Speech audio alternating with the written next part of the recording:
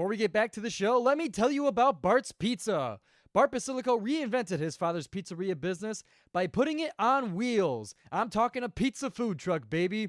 Bart and his wife Lauren travel all around Metro Detroit, cooking up homemade pies made fresh to order in their 4-layered pizza oven on wheels. You can find them on their website at eatbartspizza.com and Facebook and Instagram as well at Bart's Pizza. His last name is literally Basil, so you know he knows what he's doing. Make sure to grab a cannoli as well while you're there. Bart's Pizza, it's too good. Yo, I'm Jake Masucci from Jake's Takes. I wanted to talk a little bit about my show on my guy Giovanni's own show.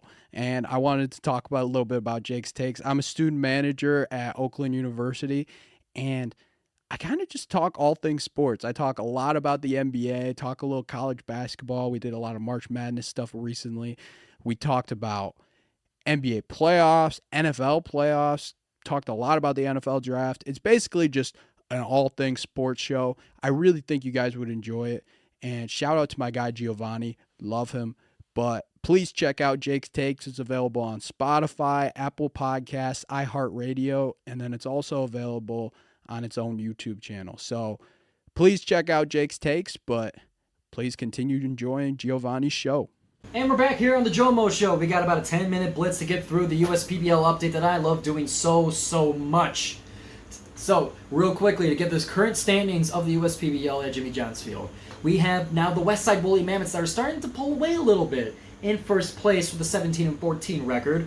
You got the Utica Unicorns in second place, although it is tied, 14-14 record at 500. Eastside Diamond Hoppers are right behind them, 16-16. So I guess Utica gets the ranking above because they have less losses, technically, even though they're both 500. And then you got the reigning champ, Birmingham Bloomfield Beavers, 14-17. The gap is within 3 games between the 3 or less games for the entire league. It's getting to be a very exciting month of August for USPBL baseball. I'm super excited for it. And we'll get through some of the highlights of the games here. So, July 27th, that is Sunday. So July 27th, or excuse me, that can't be right. No, we're looking at last Thursday. Forgive me, I was looking at the month of August. So we're looking at last Thursday. It was the Hoppers and the Unicorns. If you watched my YouTube video of the last week's USPBL update, you saw that while I was editing, Utica went up 5-0 in the first inning, top of the first inning, and that did basically seal the game for the Hoppers. They were unable to, cut into the lead.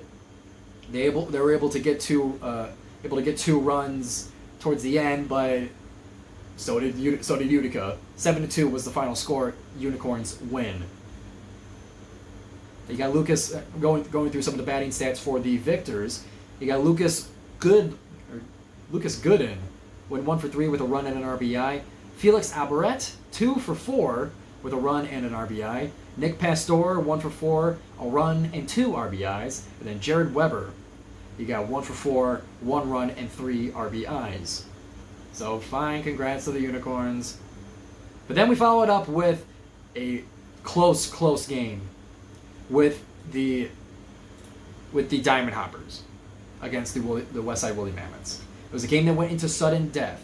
Hoppers had the first run in the first. Mammoths matched it in the third.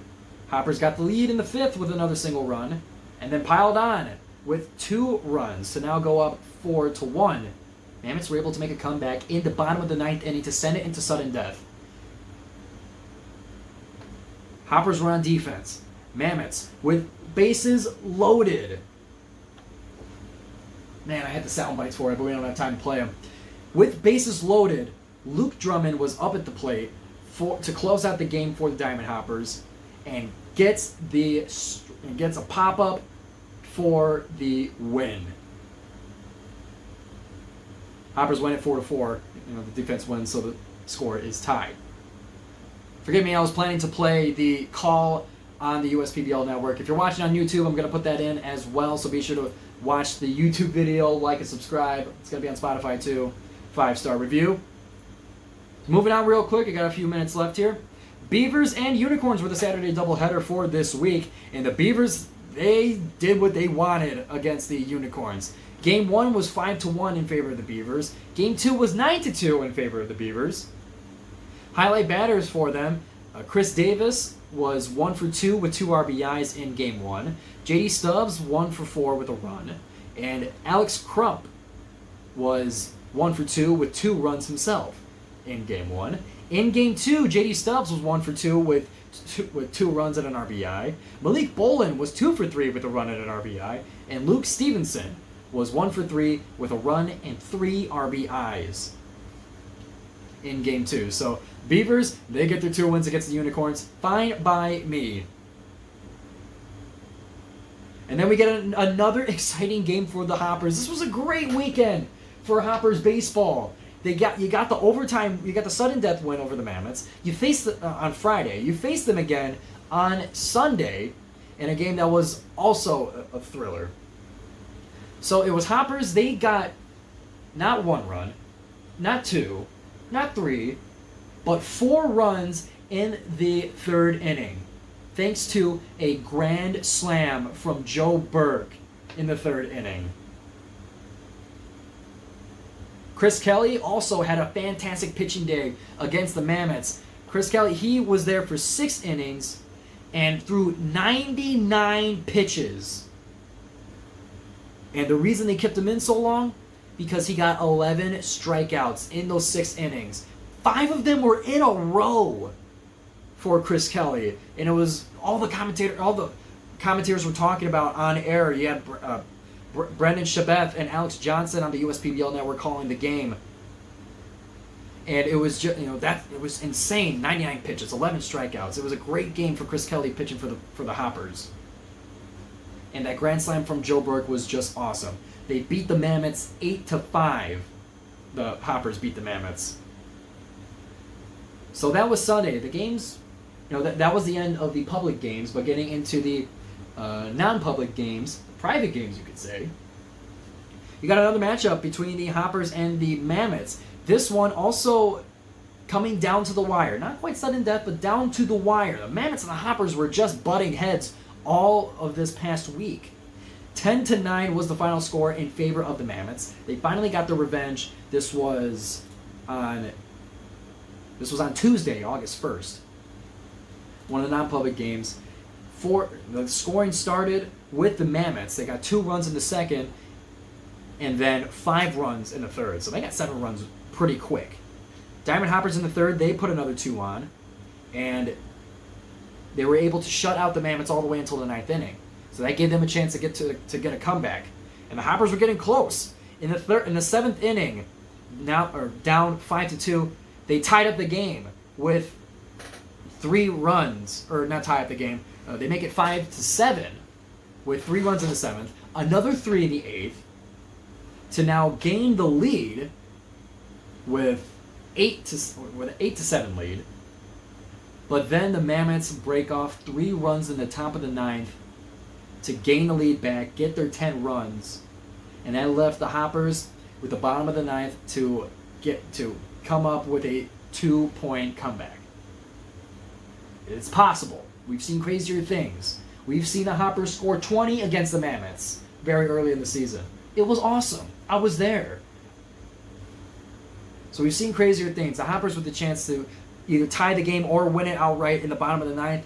Got 1 run, and we're stopped short. Mammoths win it 10-9. The next day, this was yesterday, August 2nd, the East Side Diamond Hoppers, they played the Birmingham Bloomfield Beavers in another non-public game. They win it 9-5 in a game where Birmingham Bloomfield came out with a 5-0 lead. By the 2nd inning, they were already up 5, and the score was frozen all the way until the 6th inning. But the Hoppers, they got it within 1 point by getting 4 runs in the 6th inning to now make it 5-4, and the Beavers still lead. Scores were frozen again. 7th inning, scores are frozen. 8th inning, scores are frozen. You get to the 9th inning, top of the 9th, Diamond Hoppers at the plate, they get 1 and 2 and 3, 4, 5 runs in the top of the 9th to gain a 9-5 lead. And they follow that up in the bottom of the 9th on defense. Goose egg for the Beavers with their last chance to win the game. Hoppers win it 9-5. And to recap the rankings once again, you got Westside on top, 17-14. You got Utica beneath them, 14-14. My Hoppers at third, technically, 16-16. And you got the Beavers, 14-17. This is going to be a great month of August for USPBL baseball. I'm sure going to get to another game before the season ends. I'm going to do my best to get to championship weekend. Hopefully the Hoppers are on top. I called it in the beginning of the season. Hoppers would go from worst to first. They're not far from it. I still believe. If you believe in miracles like I do, the Hoppers could go worst to first. And I think that they got the team to be able to do it. They got the bombers they need to score, to cash in on bases loaded like Joe Burke did against the Mammoths with the grand slam. And you got great batting elsewhere from Marcoux. You got Schellenberger. Great hitters. You got great pitchers. Luke Drummond was ice cold all week. Closed out 3 of the past 5 games that the Hoppers won. And you got, obviously, Christian the Stash Stelling from Oakland University pitching in relief for the Hoppers as well. So I think you got a great team here. I'm believing in the Hoppers. And I'm going to have so much fun watching it the rest of the way. And I hope you guys follow along as well. And we have just reached 7 o'clock. We made it a full hour here on the GioMoShow for the last show until the semester begins. And I, for one, want to thank everybody as quickly as I can so I can get out of here on time. I want to thank everybody for following me all this summer. I poured a lot into this show. I put a lot of hours into making it what it is today, to making getting the YouTube channel up and running, keeping the Spotify open, doing my best on social media. I have loved every second working, updating you guys on Oakland sports and USPBL throughout the summer. We're not going to be stopping. We're just going to take a quick pause until September rolls around. But I want to thank you, everybody, for watching, for keeping up to date, and for all the kind words that you guys have for the show. This means a lot to me, and it makes me very happy that it makes you guys happy as well. So that's going to close out the GioMoShow for the month of August. We'll see you in September on 88.3 FM WXOU.